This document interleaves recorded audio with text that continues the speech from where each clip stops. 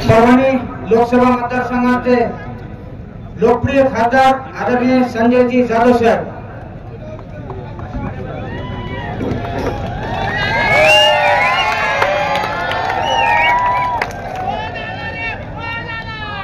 पाथरी विधानसभा मतदारसंघातील महाविकास आघाडीचे उमेदवार सन्माननीय सुरेशरावजी वरपुडकर साहेब यांच्या निवडणूक प्रचारार्थ आयोजित केलेल्या बैठकीला मुख्य मार्गदर्शक म्हणून उपस्थित असलेले राज्यसभेतील एक कवी खासदार आदरणीय इम्रान प्रताप रेड्डी साहेब,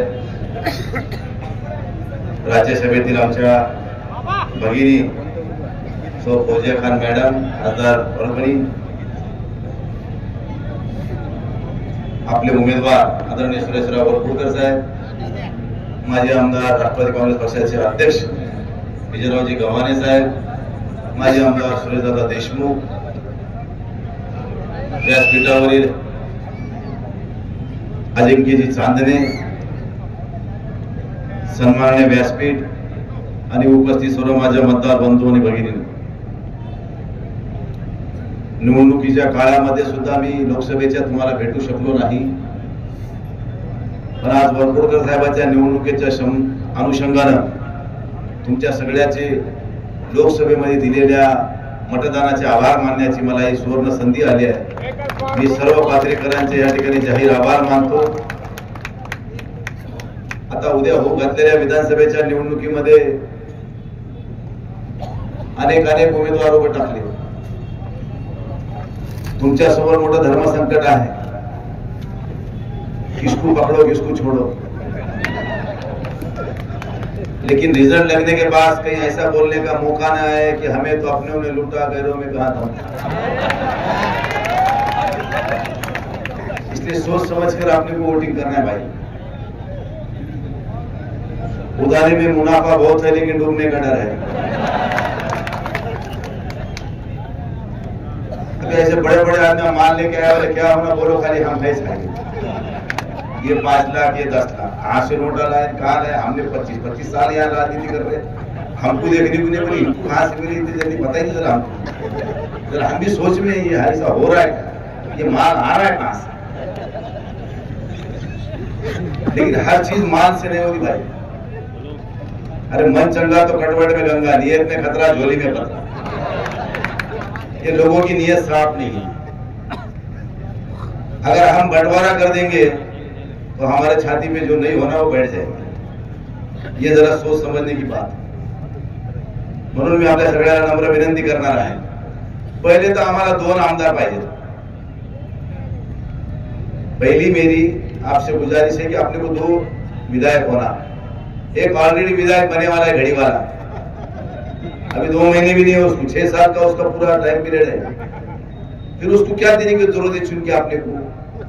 अरे 2 विधायक अगर पाथरी विधानसभा में मिलते हैं तो हमारा अच्छे तरीके से विकास हो सकता।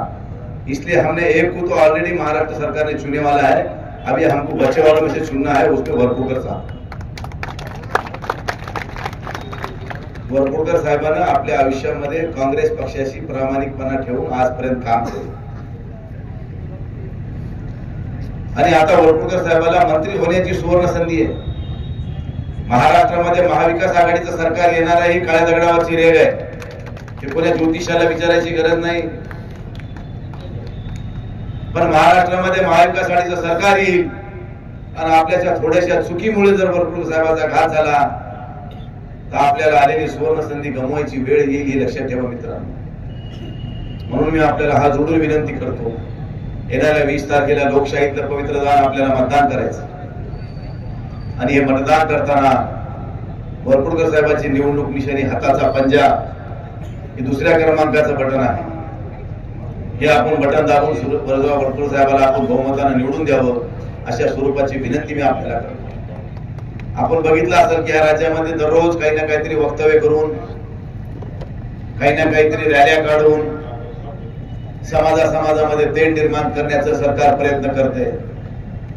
त्यांचा उद्देश एवढाच आहे की या राज्यामध्ये कुठेतरी दंगली उसळल्या पाहिजेत, 2 समाजामध्ये कुठेतरी दंगली झाल्या तर फौजिया खान म्हणल्यासारखं बटेंगे तो कटेंगे, तो उनको बांटना है अपने को और उनका उल्लू सीधा करने का उनका मकसद है, तो वो मकसद में उनके कामयाब ना हो इसकी हमको जिम्मेदारी उठाना बहुत जरुरी आहे. म्हणून आपल्याला विनंती करतो की आपण या ठिकाणी हुशारीने मतदान करावं. आप बहुत समझदार हैं. मैंने देखा इतने लोकसभा में महादेव जानकर जी ऐसा चल रहे थे कि मैं 3.5 लाख वोटों से चुन के आ रहा हूँ, फिर बोले 2.5 लाख वोटों से चुन के आ रहा हूँ, फिर बोले मैं 1.5 लाख से आ रहा हूँ, फिर बोले मैं 50 तक आ जाऊंगा, फिर आखिर में 25 तक आए. उसकी वजह ये थी कि उन्होंने जिस तरीके से पैसा दिया, पर लेकिन पैसा दिया किसके पास? जिनको बांटने को दिया उन्होंने खुद ही लूट लिया. इनको पता नहीं कि ये पैसे यहीं हजम हो गए, उनको लगा कि ये बढ़ गए और अपने को वोट मिल गए, लेकिन वो बटे नहीं, तो वो हड़ेला हो गए और इनको हार का सामना करना पड़ा. वही उम्मीदवार अभी अपने सामने खड़ा है. उतना ही नहीं तो कल के डीपीडीसी में भी उन्होंने 15% से पैसे वसूल करके वो सब जमा करके इकट्ठा करके यहाँ पे लड़ने की कोशिश कर रहा है. ये अपने सोच में नहीं है, ये अपने ख्यालों का आदमी नहीं है. इसलिए आपको थोड़ा होशियारी से वोट करना जरूरी है. फिर हमारे इधर उधर करने में जो नहीं वो आदमी अगर हमारे छाती पे बैठता है तो ये सबके लिए खतरनाक बात हो सकती है. इसलिए मैं आप सबसे गुजारिश करूंगा, आने वाले 20 तारीख को अपना कीमती वोट सुरेशराव वरपुड़कर साहब की निवडणूक निशानी हाथ का पंजा, उसी पे मोहर लगा के उनको जिताइए. इतना ही कहता हूँ. Thank you.